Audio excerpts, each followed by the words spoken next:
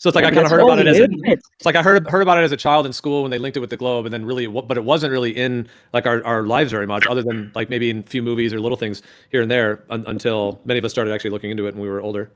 Gio, can I Yeah, ask you a exactly. question? Sure. Is there anything else you can think of that, you know, as a child you learned about that you realized, you know, after improvements or new information was changed? And it's like, oh, we look back and, you know, like you said, roll your eyes at it. Can you think of anything?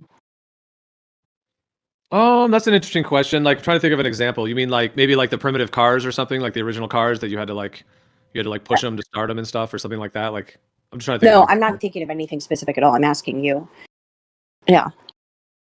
You mean, can I think of anything that we used to think was true now isn't, and then would roll our eyes at the thing that we now know is not Yeah, true? historically, yeah. Like a specific example, or have I ever experienced it? Because yeah, I would have to think about that. Like, Soccer being fixed. I mean, I guess But- like there's a lot of things Scandal. like I mean, the thing that popped in my mind when you were first saying it, because I was trying to understand the question fully, but it was like the food pyramid. Sure. Like, I don't agree with the food pyramid the way we were taught it. But you're not really saying things that I was taught that I Uh-huh. don't think are true. You're saying things that the whole world has shifted their viewpoint on. Yeah, yeah. But I do I mean, I think the food pyramid actually is not a bad example. Yeah, Did you? I agree with the statement about the food pyramid, though. It should be flipped upside down. So do you Well- think there are? Do you think there are more populated places on the internet or amongst discussion or talking about this topic in other places other than Discord and YouTube? Because I mean, it seems to me it's a bit niche, and you can look here in the Discords and it's pretty much the same people. It's a few new people come in, but not a massive flow of people coming. Changing. It seems a bit niche unless I'm not listening to TikTok. I don't, but maybe there are other places where it's massive. Okay. It is a separate topic, but I hear you. But just to say on that, we could go to that after, but just to say on this real quick. So yeah, the food pyramid. So does the food pyramid now, like the one that's official, is it different than the one we were taught like in the 90s? Because that might be an example. But also you don't roll your eyes at it. You're not like, oh, they used to think it was this. So I'm trying to think of something that used to be understood one way and now we look at it and The lobotomy. Okay. Maybe. Yeah, Lobotomy's good. Lobotomies are looked at as completely barbaric and insane now, whereas back then they were actually No, they're not. Yeah. What do you mean? They'll do a version today where they'll do a much more accurate, like decisive area. I wish they would have done that to my sister before she passed away, which before, but yeah, they'll burn a certain area that causes something, Yeah, lobotomies are not looked down upon. I think, just that maybe the procedure is different now. And I thought they were because they're like, I mean, it like would vegetate people. So lobotomy, is it just removing a lobe or is it separating the hemispheres? I can't Some remember. hemispheres is different. They would take like I think I was thinking of that.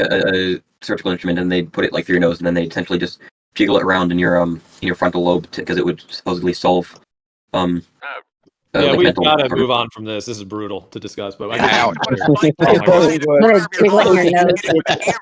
It destroys the With lobe. a hammer, it would go right in the corner of your eye, and they would deaden the frontal lobe and turn you into a vegetable. That's what it was. What is- Yeah, well, there's different procedures, right? Like some of them were went for the Hold on, nose, but- some for the eyes. I hear you. But instead of getting into the brutalities of it, like, so your point was that people look back on that and roll their eyes, but that's a different one. 'Cause that's like barbaric. That's not like a view on what the earth is kind of thing. Like that's an insane thing in my viewpoint. Like you're actually physically. Yeah, well, it's insane, and like now with our all of our understanding of psychology and neurobiology, but at the time it seemed like it was like perfectly reasonable based on their understanding of the science. I have What two about good ones. Yeah, go on. Go ahead, I see. I have two good ones. The bloodletting at the barbershop. And remember DTT spraying of children? That powder they used to spray them with? Remember that one? Yeah. Yeah, I used to run in the mosquito cloud. Oh, did you my really? gosh, you did, Left Lane?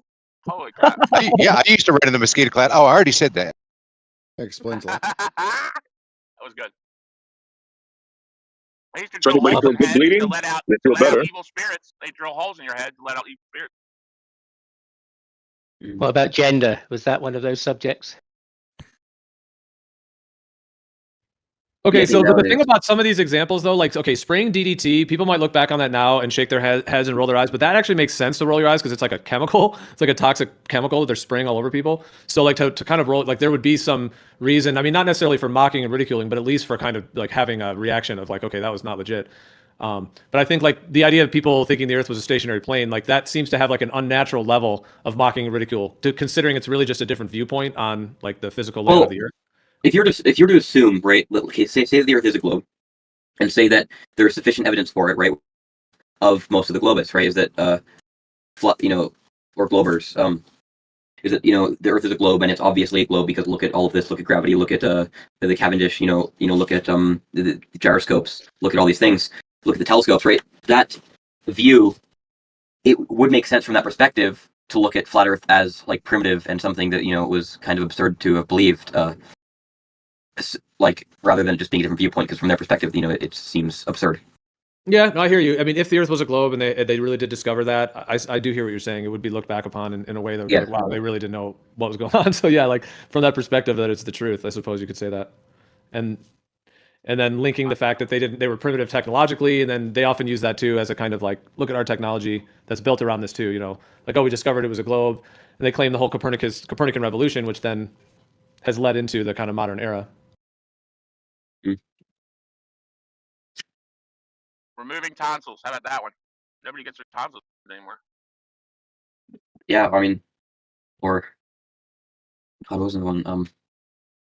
I guess the question is, with this specific thing of the mocking, ridiculing flat Earth in schools or whatever in children, the question is that purposefully put in there to mock and ridicule flat Earth, or is it just naturally? Is it just the other side of the argument might say no, it's just that way because we discovered it was a globe, therefore there's just going to be some mock and ridiculed, or was that mock and ridiculed put in there or in some way programmed in? I mean, I think it's the latter, right? I don't think that like they're intentionally mocking and I don't even think that there is much mock and ridicule of these ancient peoples, right? Like it's understandable that with the information that they had from a global perspective that they would believe in the flat Earth. And then it's just we eventually, learned that it wasn't that way. But I don't think there's like, oh, look at these stupid ancient peoples, who didn't know any better. I mean, they built the pyramids, right? They clearly knew a lot of stuff. Yep, and they knew the stars, and they knew that the Earth was not a globe too, because you don't require a globe for the stars, and they knew that. That's why they were able to line up all those ancient sites so accurately. Here's an idea. In Nigeria, where I went to school in Nigeria. Hold on, Jin. I'm waiting a lot. I'm waiting a lot. Go ahead, Jin. He's been waiting. All right. Well, let's just Riggs what was first, and Jin's delayed. All right, go ahead, Jin. Just go, if you've got a connection. Basically, when we went to school in Nigeria, flat Earth wasn't ridiculed as such. It was taught to us, but we laughed because the Spanish Armada falling over the edge made us laugh. And we said, no, the Earth couldn't be flat because that's what would happen, you see. That was in Nigeria. That was in 1970, by the way. Okay. I went to school in England as well, of course, elementary school. Flat Earth wasn't mentioned, but we did have space because NASA was preparing to go to space, 1968, 67. So we didn't get the flat Earth. We got the globe. And as for the food pyramid, it was the triangle pyramid, the same thing we had in 1970s. Yeah. So there you are. Interesting. Okay, so it was the Columbus falling off the edge that was the main thing, and then that was kind of. Would you say you were kind of programmed to laugh at it, or was it just that you guys happened to, just because falling off is a funny thing, falling off the edge? Or you said the Spanish Armada. Did you mean Columbus or something different?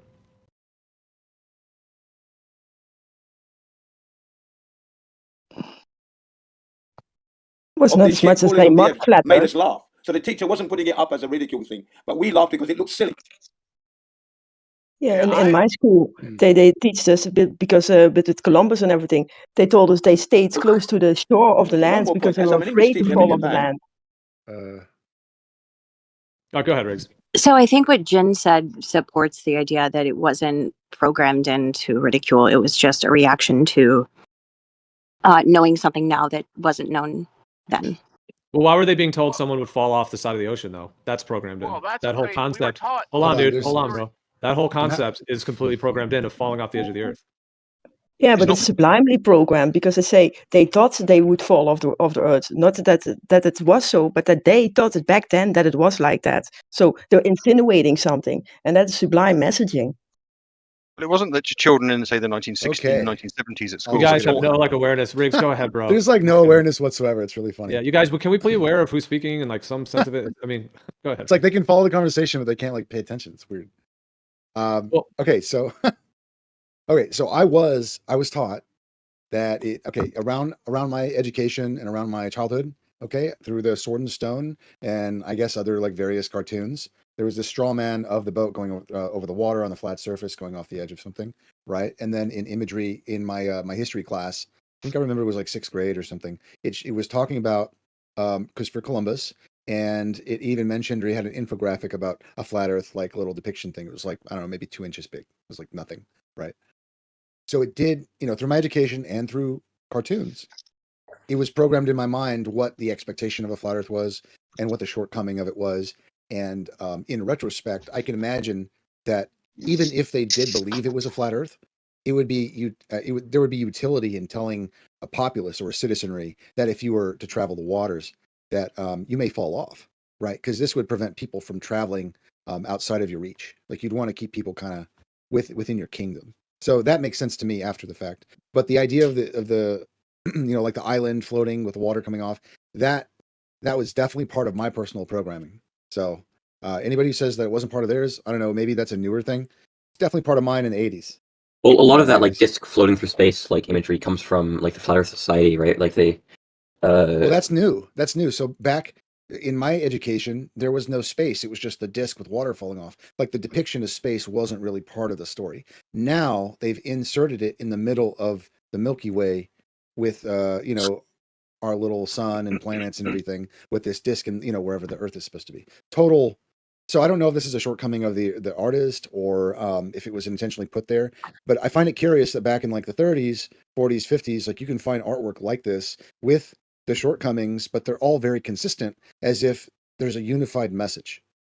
Or a belief, right? Well, Like, I guess can I ask you a question? Yeah.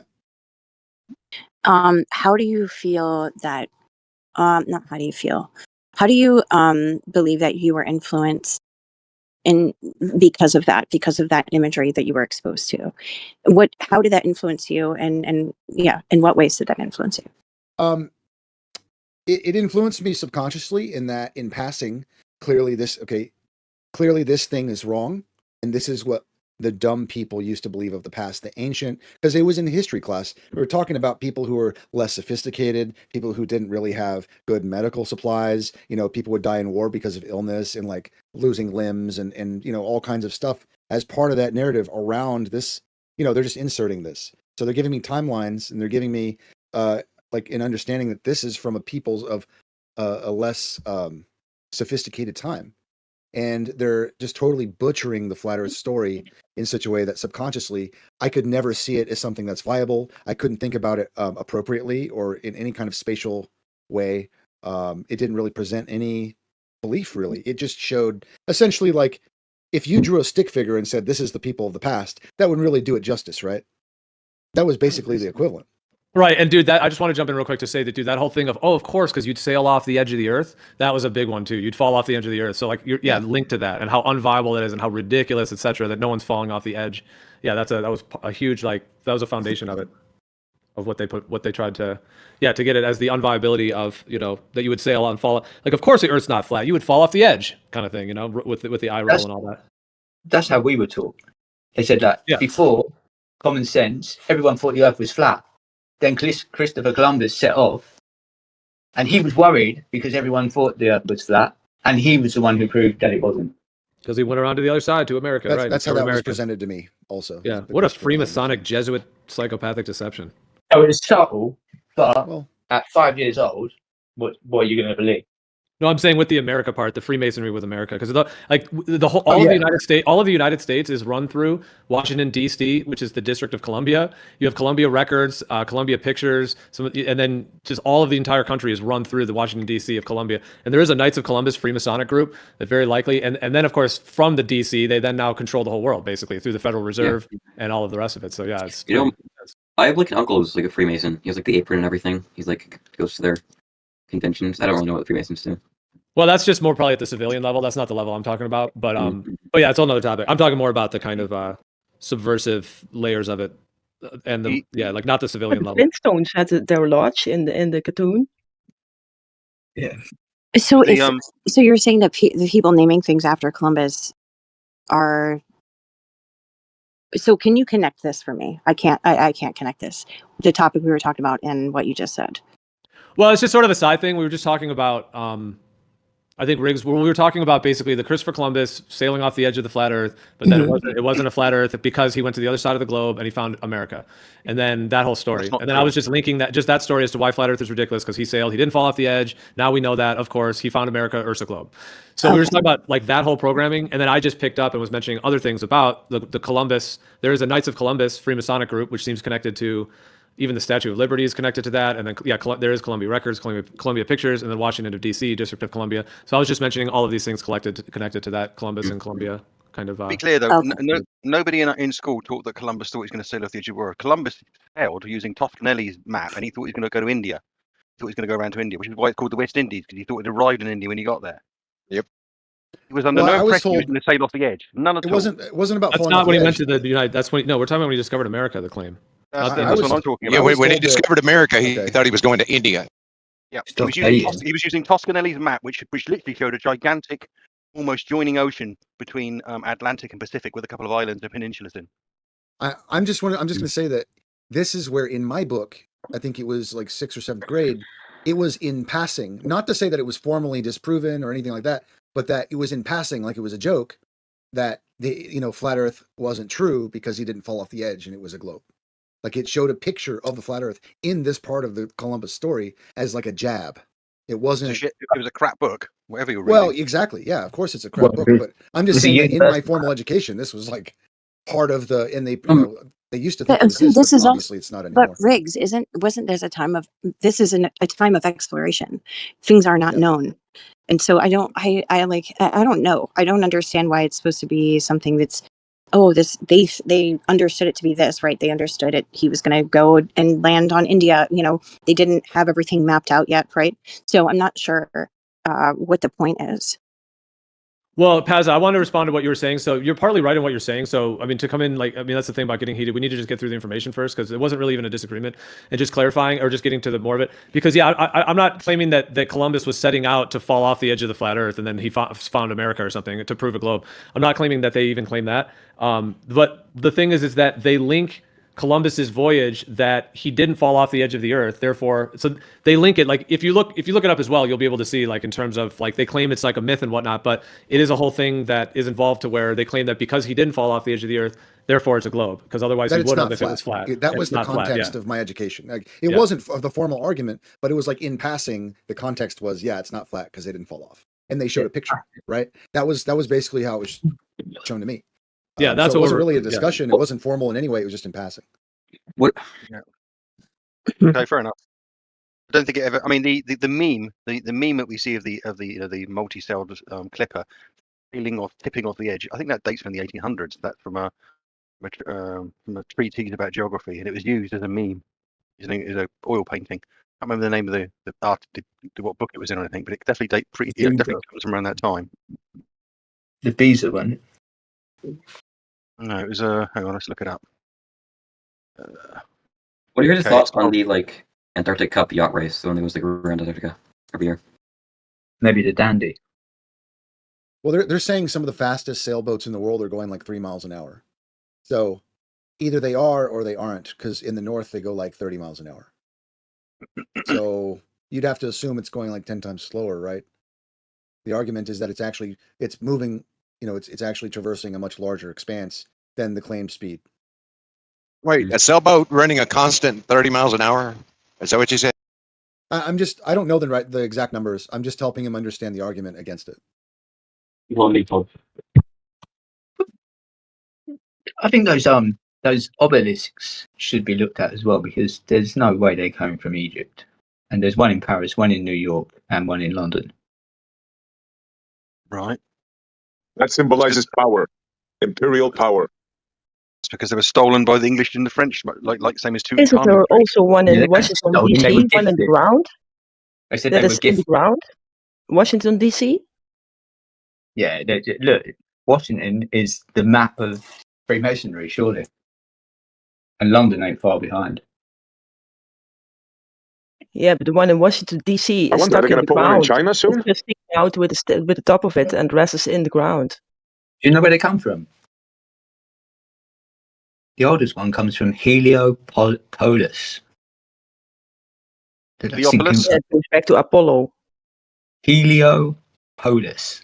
Heliopolis. Well, however you want to say it, but you know what I'm saying. Yeah, I do. But you'll just argue, yeah, it's Heliopolis. Well, I'll just put. All right, fair enough. You're not in Carry on. Greece, are you? You're not. You're speaking like it's like a Greek word, but No, you're not but in Greece. You're in Egypt. No, but everybody refers to it as the Acropolis and not the Acropolis. It's the Acropolis, and it's the Heliopolis. It's not the Acropolis. I just told you what big it deal, is. mate. It's just the way they pronounce It's it. H. How do you spell Acropolis? Then it's Heliopolis.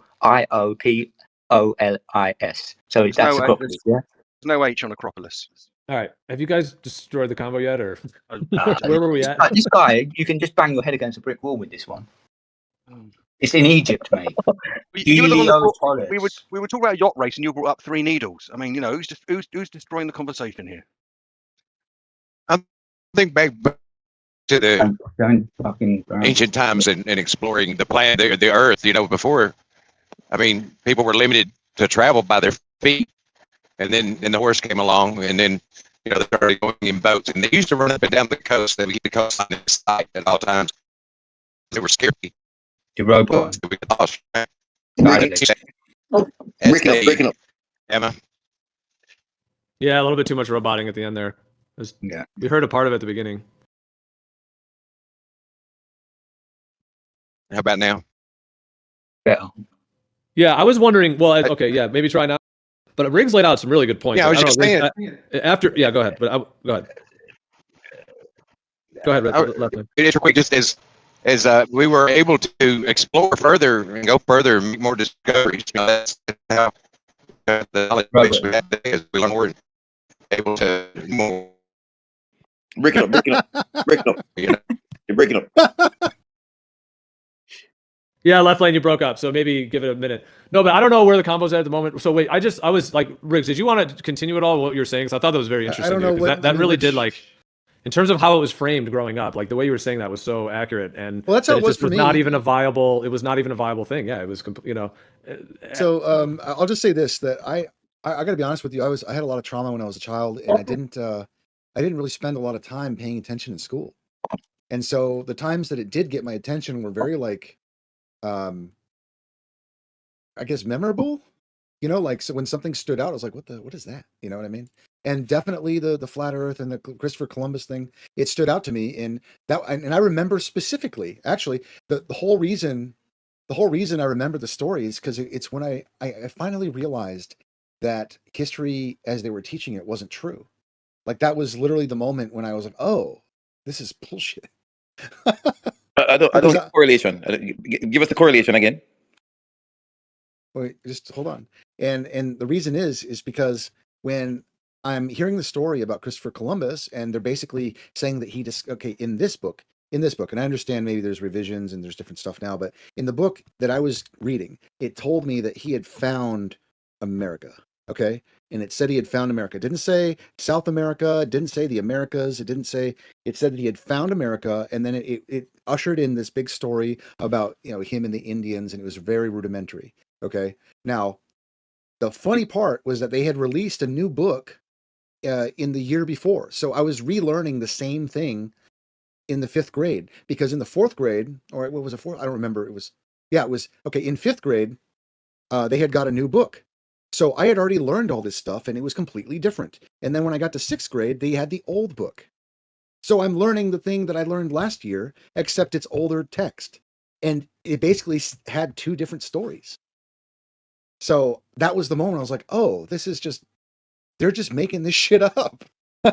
You know? So, and it did have the picture of the flat Earth thing there, and it did kind of say, well, and they knew once and for all that it wasn't flat because it didn't fall off, and it showed the boat, right? And that was the whole context. So, and that was the moment when I was like, oh, well, if they're just making this shit up, and every other page has a typo, they can't even get the tests right because a couple of the problems were always misspelled or had the wrong answer, or the wrong bubble was filled in on the testing equipment, so there was always something wrong. And I thought, well, if there's always something wrong, how much of this book is right? and I just got fed up at that point. That's when I started paying attention in math, and that's when I was, really into like Bill Nye, the science guy, and I'd pay attention in science class, but like history was just kind of like, these guys they're just making it up. I just was like, I just checked out at that point. I would like look at it or kind of pay attention, get a kind of a reference here and there, but for the most part, I thought, yeah, I'm not sure how much of this is true. And honestly, that point of view has held. It's held pretty strong. It's only gotten worse. So. My take. Wait, it was actually that moment and with that thing that you actually had that realization, you remember, as a child? Wow. Yeah, that's specifically the time, because like I said, in 5th grade they had a new book that was teaching the some of the curriculum that was in the 6th grade. But when I had gotten to the 6th grade, or maybe it was 6th and 7th, I don't remember which two it was, but they had a new book the year before, and then I had an old book in the next class, and it was teaching the same material. There was some overlap because the curriculum had changed. And it was like, oh, and that was when I kind of like, I had, the train went off the rails a little bit. I was like, that's when I noticed that it was just not like, oh, these aren't even the same stories, and it just kind of made me realize that they were just making it up. Dude, it seems like an AI algorithm, doesn't it? Like a lot of those school books. I'm remembering that back then. It just reminds me of the way AI is now, where you get these like formulated, like with different wording and different commas and like different paragraph structure, but it's kind of like recycled stuff. Like it's all updated in a weird way when you get the new textbooks. I wonder if they had they were using that technology back then to write all those. Yeah, definitely. I mean, yeah, it definitely seemed like that. Like it was just another version of some butchered take. Yeah, exactly. Yeah, it's like I'd like to give you my story. Okay, I'm back.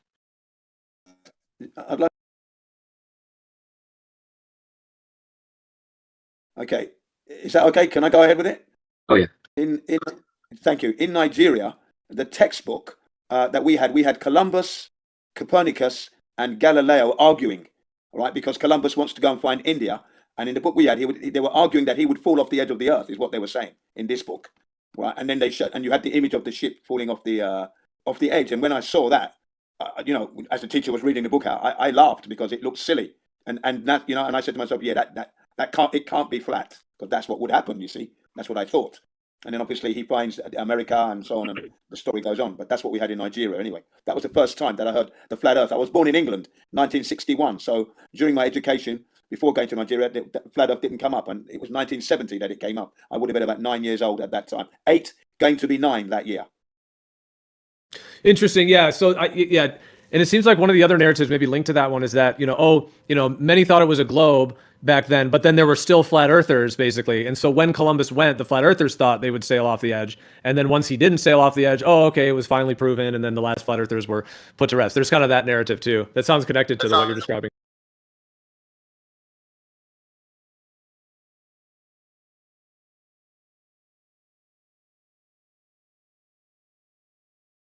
Yeah, I mean, that was one of the main things. Like people said, why isn't the earth flat? No, you would sail off the edge. And people still say that today. Although then they'll go to like boats over the curve, maybe. That's kind of usually the second one. I think there's some truth that when Ferdinand Magellan sailed, there was a lot of people who were speculating about his untimely demise by sailing too far. But by 15th century Spain, when Columbus set up, there was no one in a tenable position who thought he was going to sail off the end of the earth.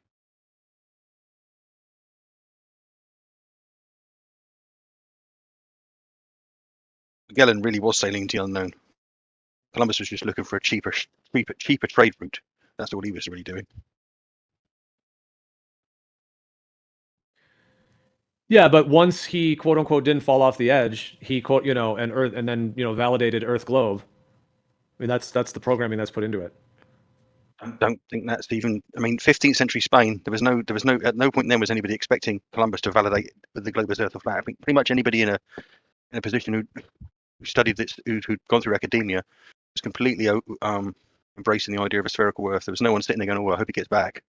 This is bad news for the globe Earth model." Yeah, but that's not what's being claimed still. That's still a straw man of the whole position of what's even being said, or at least what I'm saying. There was no one in 15th century Spain hanging on with bated breath, hoping that he didn't sail off the edge. Yeah, by that time the Earth was already established to be a globe. This is 1492. Pythagoras and his Eratosthenes already. Copernicus, Galileo, all those things happened way before that. So, yeah, and Ptolemy had a geocentric model. Ptolemy's geocentric model, the Earth's a sphere, so it's already established, right? Yes, but it was never visually confirmed until 1969. How's it established? No, it was visually confirmed in the 1940s by the V2 rocket. Yeah, but like Christopher Columbus was born in a few centuries before the VW rocket. The V2, that's right. It was already established. We already had a working spherical model way before Christopher Columbus. The sun was too big from morning till night. There was day and night in separate places. The eclipses showed it. What else? What else? Oh, Venus had phases like the moon, right? Possible on a flat Earth model and impossible on a geocentric model. Okay, so we already had a working spherical model. There was no working flat model. The only working flat model was when you came out of your house and you looked around you. It looks flat. Robert, come on, you've got to squat up a little bit, otherwise I'm going to have to demote you, and you're number 2, and Paz is number 1 Glober. Yeah, I'm the number 1 globe. I'm the number 1. I'm feared on this app. Here's the thing too. If if it is flat, would you agree that it would have to be infinite if you're saying there is no edge? Exactly. No, there's one way around that, as it were, is you could have a plane that is, let's say, very, very large. However, at some point it gets very, very cold and there's no sun. So as far as you could go, you would not ever be able to get any further. For example, let's just say, it went colder and colder and colder. And let's say like the most you could do is take some kind of a vehicle as far as you could go with as much food and as much water and everything as you would need to get only so far. And at some point there would be a limit by the time you'd turn back before you died. Now, if that limit is never reached, then you would just never know if there's a limit. It would just be unreachable due to conditions. Yeah, but I'm saying physically, like just logically, right? If it's flat, there has to be an edge at some point, whether you can reach it or not. Well, there would be an end to the physical plane, yes, but if it's not accessible, then it would not be viewable by any human in that sense, but it would exist, I suppose, like from like a God mode kind of thing. Right. So the flat Earth needs to show all the continents side by side, an actual image. And that has not been done. That can never be done. No matter how high up you go, you can never get all the continents side by side. It's always one side, then you go around it to the next side where you take pictures of the Earth. That is what we have in our reality. Yeah, it's only daytime on half of the Earth, so you're not going to ever be able to see the whole thing in brightness. All you have to do is go around the next side when it's daytime, because we're on a sphere. Remember, the Earth is turning on its axis. The sun is not moving in our reference frame. What's their explanation for those rays when they come down the corpuscular? Because like today's sun in London was like so powerful, and those rays were like super vivid. I trying to put my head around it. If it's 93 million miles away, say if it was, how it would split just coming through the clouds and then split like it did. It would just be insane. Yeah, check the composition of the clouds, not the sun, not the sun's distance or size. Check the composition of the clouds. That is the responsible for the corpuscular rays. The composition of the clouds. So what? Tell me the consistency of the clouds. What do they have to be? Clouds is made up of is mostly water and ice crystals, right? And they have random shape. It's in the gaseous form, so gas moves around randomly and all these kind of things. Also, we have upper level jet streams. We have Coriolis force, which causes clouds to form all kinds of random, nice, beautiful shapes, and those will cause openings that will bring through the corpuscular rays. Yeah, I don't buy that. No. Well, anyways, hold on. All right. Well, you guys are railing off on other stuff. So wait, Anchovy, you were talking about like an edge. Like, did you have anything further with that?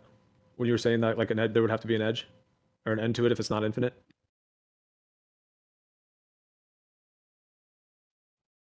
All right. Yeah, maybe he's not selling his mic. No, you guys were just starting to scattergun to a bunch of stuff, which I know is kind of what Robert wants to do or whatever. But be kind of better. It was a genuine question. No, I don't like to scatter. I like to focus on one point at a time and just bring it to a close. No, you don't. I'm just thinking, right? Like the sky is bound up by the circle. I don't know what. I don't know. I'm just kind of thinking there may be just sort of a theoretical hypothesis that we can put forward to say that it has got a limit. The sky is bound up at this central point, and thus because of the warmth factor, like once you get out amongst there and it gets to like, what do they call it when it's below zero? It's like the absolute zero. Like, what if air itself just becomes like a solid mass? When air becomes solid, it's a other state of matter called solid. Yeah, it'd be a super solid. Is that what you're talking about? Super solids, Terry? No, just solid. I just think like, well, it's so cold that the like this idea of liquid air that we have kind of generally thinking about, it's like the air even can't move, so it just solidifies. Like the idea of solidity, I guess is the terminology. is only kind of really kind of bound up in the energetic state of the world that we happen to inhabit. And like just by the nature of that, we're bound up in bodies that need to sort of have warmth. We can't operate at absolute zero. There is no change essentially that can be allowed to happen. So I'm just thinking, well, if there's no change in absolute zero and the air is absolute zero, who knows? It might just like the whole universe might be bound up at, I don't know, maybe like 1,000 kilometers below the or out past the southern ring. Who knows? Yeah, there's no southern ring again because the 24-hour sun has proven that. Yeah, the other thing is that the atmosphere contains different gases that have different freezing points and different boiling points. All right, hold on, dude. But we're having a conversation. We're not just really looking to someone to like preach or like read ChatGPT to us. We're actually having a conversation. So there's no preaching. This is just factual. Want to add to that, or you're just Did you want to actually respond to his point? Yeah, I did. I said you will never get the different air. The air contains different atoms, different molecules, which have different freezing points. Right? Prove it. Right. So we can prove that. That's proven in the lab. No, you can't, man. So, yes, we can. I'm fresh off a Peter and Pete video. Okay. Yes, we can. I know that the air is not a constituent of nitrogen and oxygen because they friggin' show the evidence that it's not. Okay, where? Can put it in the chat. Put it in the chat. Go look it up. No, just go look it up, man. No. There is nowhere in the world where our atmosphere does not contain a combination of nitrogen, oxygen, hydrogen, carbon dioxide, carbon monoxide, and on and on and on. This is a fact. Okay. Yeah, cool. You got facts. Sweet. Yeah, so facts are just facts. That the air is made of a constituency of something like 75% nitrogen, correct, 21% oxygen, correct, and then sort of other. Okay, cool. And then how do we proof that? How do we know specifically that we would like the air is made of nitrogen? How do we know that? So there's various experiments to show you all these elements: nitrogen, oxygen. They've heard of oxygen. How do you know that? Yes, again, I've done this in labs. The oxidation process, right? Where when you bring air down to a certain temperature, you will get different molecules freezing at different points. What you do, you check their atomic weight and their atomic composition, and you will see that this one is oxygen. And then you go on to the next one, and you check the atomic weight, and you know which one's which. Are you saying that you're testing individual atoms inside of the air? Is that what you're saying? Different molecules, absolutely, you do that. And how do you separate the nitrogen and the oxygen then? When you look at these, how do you separate the nitrogen and oxygen? When you look at them, scattergunning, bro. Yeah, no, brother. I'm giving you the experiment. It's very complicated. So when you look at, yeah, I know, brother. Don't worry, it's okay.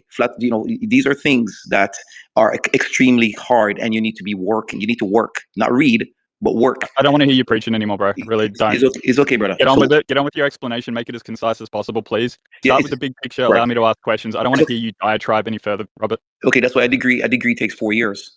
So now you don't need to give me all your degree right now and everything that you bloody went through. I just want to hear how you know that air is constituted of oxygen and nitrogen. How are you knowing that? Easy. So when you look at air through an electron microscope, you get different spectrums, right? Oxygen shows up on a different spectrum than nitrogen, hydrogen, and so on, right? That is how it is done. Thank you. So you just got you're looking through a device and it's just telling you that this is the reading that you expect for oxygen? Can you see air with your naked eyes? How do you test this? How do you verify that the device is working properly? Because when you look through the device, you're seeing different spectrums when you're looking through it, right? So for example, you use the device and you look at a piece of iron. You will see it shows up as a different spectrum. You remove the iron, you see various different spectrums. You dot them, you note them, you note the atomic mass and the atomic calculations. These things are very hard. I've done this.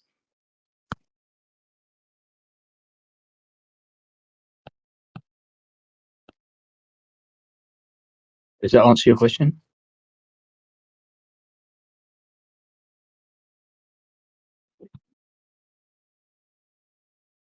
Sounded like a bunch of gibberish to me. Yeah. Oh, absolutely. Well, if that's kind of, I don't know if that's kind of wrapped up. We were on some other topics before too. We could pick up on. I don't know if you guys are finished with that, or did you want to continue with that? Yeah, move on to something else, Joe. Create a new subject, please. God rocking. The actual topic we were on a little bit more, unless they wanted to say anything more on that, but I guess they've had a few seconds here. So, God rocking, your mic is doing the feedback thing. But since you just jumped in, God rocking, how about what were you like when you were in school? Like we were talking earlier about when we were what they said about flat Earth and what they said about globe Earth and all that. I mean, we know they taught us the globe, but that was kind of a little bit the topic of the stream we were on earlier, and we were sharing some of our viewpoints. So I don't know, since you jumped in, I don't know if you wanted to share, like, yeah, were you taught to like laugh at the flat Earth or ridicule it, or did they say much about it when you remember growing up and in school and all that? I don't remember ever hearing anything about the flat Earth until I went on to the Discord and YouTube probably 10 years ago. It was like in school here in Utah, it was non-existent, never discussed. It was always just the globe. Nobody ever even brought anything up about flat Earth. Not that I remember. Nothing at all. I mean, so I think their indoctrination that they had here in Utah was rock solid as far as, they weren't going to teach anything else other than the globe. As far as I remember. How was it introduced to you? The globe. Can you remember? Globe? The globe was in kindergarten. No, what I mean to say, did it come with a story like Christopher Columbus or? No, it came with the story. It says, this is the globe, and you live here. They pointed to a spot in the United States, and this is where you live. And my first question was, well, what about the people on the bottom? Why don't they fall off? I'm like, what the fuck's going on here? They don't follow because gravity is in the center of that ball. Everybody's falling towards the center, so nobody will fall off. I'm very well aware of the ball fantasy. I'm very well aware. Okay, why is it a fallacy? It's a fantasy. Why? Tell us. Rocket, hold on, dude. No one's really debating you, dude. We're kind of having a conversation, just disrupting. I know you want to spark, like, try to just pick fights with people, but we're not really doing that. So, God Rocket, go ahead, bro. It was just like I said in kindergarten. They just said this is the globe, and then the teacher walked over and put her finger on Utah. This is where you live, right here. And like I said, I said, well, how come the people on the bottom don't fall off? And obviously, she said something about gravity. I don't remember her saying that, but I'm sure that was probably what she said. I mean, I was 5 fucking years old. You know what I mean? Was it a Catholic school, a Jesuit school, or was it a public school? No, it was public. It was a public school. No, I'm saying, like, it's the same with me. 5 years old, it's like the first time I ever saw a globe. Yeah, well, God Rocket, I want to respond to that because I had it. So what's interesting about that is that the globe physics of things clinging to a ball, like, you have to teach that. You have to indoctrinate it. You have to teach it and repeat it and then get others to repeat it. And we could get into, like, is there any actual proof for that, of actually, of that type of physics? But nonetheless, like, you have to really teach that. Whereas a child knows physics because they're already whatever age. We've all lived on Earth. We've played with toys. We've swam in water. We've all jumped around and done stuff. So we are all aware of reality. So it makes sense that you would think that. And then, of course, yeah, they're going to, try to just, push and say, well, here's why. But I just want to say that I had a very similar experience in a certain way to what you're describing, where I remember very vividly at one point when they were teaching all the globe stuff that I just thought to myself, just in my own mind, like, okay, so they tell us we're on a sphere and we're all stuck to it. And then, the gravity is, I knew what they were teaching, but then it just did not resonate with me, did not make sense as to what reality was. And I questioned it very deeply within myself, but it was only kind of more within my own mind. I never really spoke out about it and said, hey, what's up with this? It was just within my own mind. And when I look back on that now, it's like like a child's intuition can be incredibly accurate in a lot of ways. And I'm not saying always in every way, but there's a lot of ways in which, it's like there's that thing like, children know things, in so many different ways. And so, yeah, so I think that initial like questioning and skepticism that I had, as it were, was, to me, it was sort of like the seed of truth that my mind was going back to, but I didn't really have enough kind of ability to like speak out about it or say anything about it, at that point. And then even when I looked into flat Earth, like for the first time more in like 2004, 2005, and found the term flat Earth linked with a stationary planar Earth kind of idea and all of that. And then it was like that reconnected with that initial point. And then I already had that kind of resonance, and then the journey continued from there. But yeah, so I had a similar, in that, like, maybe not the exact same as you, but like a similar way that, the physics that they were describing, and also the motion. I remember thinking, like, they tell us we're, going in all these different motions around. I mean, it is such a dramatic claim that you have to take a huge leap. Like, oh, they tell us it's happening, kind of thing. Yeah, I never really did have that sort of, come up in my mind. I just kind of just let it go. It really didn't interest me much, other than that we lived on Earth. And to me, that was just that was about it. But then when I found out about flat Earth, it took like 24 hours for me. I watched all of Mark Sargent's stuff, all of Eric DeVay's stuff, everything that was available at the time. I went on like a 24-hour watch binge, and it just made so much sense. It would go into not understanding the importance of something like crawling for development, because whenever you learn any physical activity, you start with progressions to where you go from doing a really easy thing to gradually building yourself up.